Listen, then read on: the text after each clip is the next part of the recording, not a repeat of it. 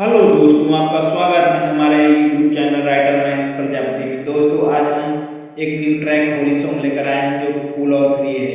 तो चलिए स्टार्ट करते हैं बिना समय गवाए मुखड़े के साथ।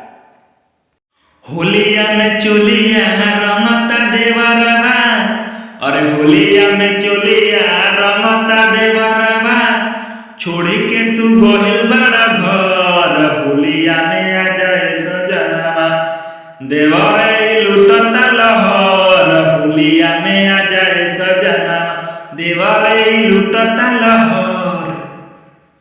अंतरा फर्स्ट।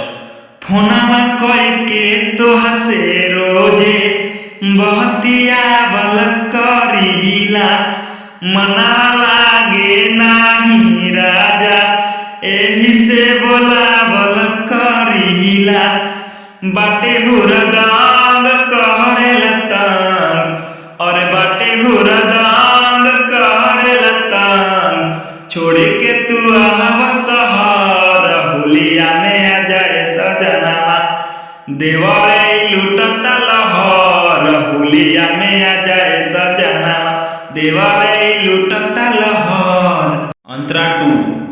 करी के तानो हम माना, बाकी सटल रहेला, देवरा रंगे के बहाने हमके धरल करेला, देवरा रंगे के बहाने हमके धरल करेला, बानी परेशान करेला हरान, अरे बानी परेशान करेला हरान, ढाहेला महेश राज कहर, होलिया में आ जाए सजनवा, देवरे लुटता लहर, होलिया में आ जाए सजनवा, देवरे लुटता लहर।